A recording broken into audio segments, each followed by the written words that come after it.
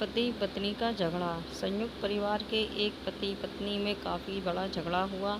यह झगड़ा उन छोटे मोटे झगड़ों से ज़्यादा गंभीर था जो हर पति पत्नी में सामान्यतः होता है, क्योंकि इस झगड़े में एक दूसरे की आलोचना करते करते बात इतनी बिगड़ गई थी कि पति पत्नी एक दूसरे से अब तलाक मांगने तक बातें करने लगे थे।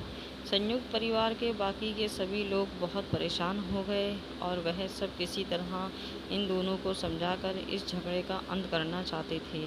जब सभी के प्रयास काम नहीं आए तो वे लोग पति पत्नी के इस जोड़े को घर के सबसे बुजुर्ग सदस्य यानी दादाजी के पास लेकर गए। जब दोनों पति पत्नी दादाजी के कमरे में प्रवेश किए तो दादाजी ने उन दोनों को बैठने के लिए कहा और फिर पूछा कि बताओ तुम्हारी समस्या क्या है। दोनों पति पत्नी एक साथ बोल पड़े और एक दूसरे पर आलोचनाओं की झड़ी लगा दी। जितनी कमियां पत्नी अपने पति में गिना रही थी, उससे ज़्यादा कमियां पति भी अपने पत्नी में गिना रहा था और कई मिनटों तक यह सिलसिला चलता रहा। दादाजी ने भी यह दोनों की नहीं रोका और इनको अपना अपना गुस्सा एक दूसरे पर उतारने दिया। आखिर में जब दोनों एक दूसरे की बुराइयां करके थक गए और शांत हो गए, तब दादाजी ने उन दोनों से कहा, अब दोनों एक दूसरे की कुछ अच्छाइयाँ बताओ। जब अच्छाइयाँ बताने का समय आया तब दोनों ही पति और पत्नी एकदम से चुप हो गए। शायद गुस्से में उन्हें कुछ याद नहीं आ रहा था या फिर गुस्से की वजह से ही वह एक दूसरे की अच्छाइयाँ बताना नहीं चाहते थे। दादाजी ने यह बात भी महसूस कर ली। थोड़ी देर तक जब कोई भी नहीं बोला तब दादाजी ने कहा, अच्छा ठीक है, यह लो पेपर और पेन और एक दूसरे की अच्छाइयाँ इसमें लिखो। पति पत्नी दोनों ने ही पेपर और पेन लिया और एक दूसरे से काफ़ी दूर जाकर बैठ गए।